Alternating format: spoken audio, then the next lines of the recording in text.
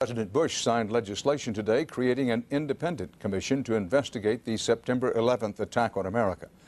Buckling under pressure, the White House was finally agreeing to a deal. But in a stunning series of revelations, it soon appeared that the White House was stacking the odds against an investigation it had not wanted in the first place.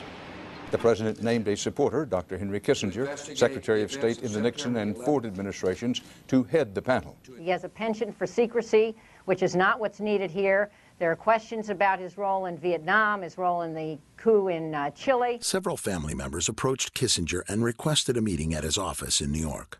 Prior to the meeting, Kristen Breitweiser conducted a thorough investigation of Kissinger's potential conflicts of interest.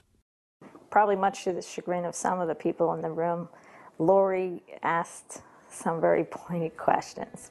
Would you have any Saudi American clients that you would like to tell us about? And he was very uncomfortable, kind of twisting and turning on the couch. And then she asked whether he had any clients by the name of Bin Laden. And he just about fell off his couch. Former Secretary of State Henry Kissinger stepped down from the position Friday. We thought the meeting went well. I wouldn't want to be in the way of some of these families. I mean, they're... Kissinger was soon replaced by Tom Keene, a former New Jersey governor, and former Congressman Lee Hamilton, who had chaired the House Intelligence Committee. The remaining 8 commissioners were all former D.C. insiders and lawyers, evenly split between Republicans and Democrats. Remember, in the 90s, they spent $100 million investigating Clinton's sexual exploits. $100 million. And they first allocated only $3 million to investigate the murder of 3,000 people. The budget was eventually raised to $14 million, but the investigation was also given less time than they had wanted, a year and a half. To monitor the commission, leading victim relatives established the Family Steering Committee. The group provided the commissioners with hundreds of well-researched questions for which they expected answers. In March of 2003, 441 days after the attacks, the official investigation began in New York. Mindy Kleinberg from September 11th Advocates. On the morning of September 11th, my 3-year-old son Sam and I walked Jacob 10 and Lawrence 7 to the bus stop at about 8:40 a.m. Brad was 24 years old and the oldest of our 3 sons. Family Steering Committee members were among the first to testify before the commission. Hey Mom, it's Brad. Just wanted to call and let you know, I'm sure that you heard, or maybe you haven't heard, that a plane crashed into World Trade Center 1. We're fine, we're in World Trade Center 2. I'm obviously alive and well over here, but obviously a pretty scary experience. I saw a guy fall out of probably the 91st story all the way down. So, you're welcome to give a call here. I think we'll be here all day. I'm not sure if the firm's going to shut down for the day or what. But give me a call back later. I called Dad to let him know. Love you. Welcome, Mayor Michael Bloomberg of the City of New York. From the outset, many families were concerned by how the investigation was being conducted. We begged and pleaded that people should be put under oath. At the beginning, they were not. We'll describe our city government. As the hearings progressed, the families were becoming more and more frustrated by what they perceived as softball questioning from the commissioners.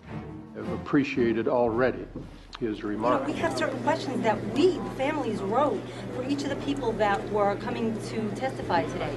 And the questions weren't asked. Complete waste of time. It was a bunch of people throwing accolades at each other and asking the same questions one after the other. Skirting around issues, not being defined enough in their questions. It's a stonewall, it's a cover-up. As far as I'm concerned, I'm very bitter, I'm very angry. Still, no one was prepared for what they then uncovered about Philip Zelikow, the executive director of the 9/11 Commission. He who had the power to say where the investigation was going, who would be interviewed, what would go into the 9/11 Commission report, what wouldn't. We have found out that he not only served on the transition team of the Bush administration, that he was a person who wrote a draft memo for the setup of the Bush administration's National Security Council, that he was an individual who wrote the preemptive war strategy that was eventually used for the war in Iraq, that he is a close friend of Condoleezza Rice's. We want him to resign. Philip Zelikow refused to resign, and Chairman Keene dismissed the family's concerns over conflicts of interest. Nearly a year in, the commission had only received a small amount of the documents that they had requested. A deal announced yesterday between the White House and the commission investigating the September 11th attacks is proving to be rather controversial. Under the agreement, only certain members of the commission will be allowed to review classified documents from the White House, and their notes will be subject to administration review. I mean, I'm a member of the commission. The president has said only a minority of the commission can see a minority of the documents, and then they have to clear what they're going to say to the rest of the commission with the White House. The only two commission members allowed direct access to the documents? Jamie Gorelick, the Deputy Attorney General under President Clinton, and Philip Zelikow. I felt that the fix was in at that point in time. The majority of the commission felt that it was better to see these documents rather than take a chance of not seeing them at all.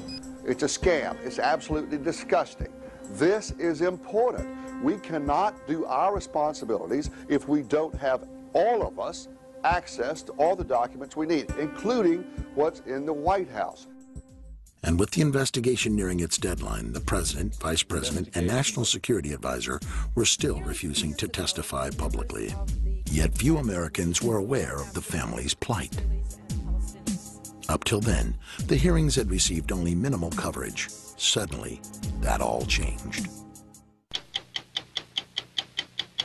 In testimony before the 9/11 Commission later this week, and in a new book to be published tomorrow, Against All Enemies, Clark will tell the story of what happened behind the scenes at the White House before, during, and after September 11th.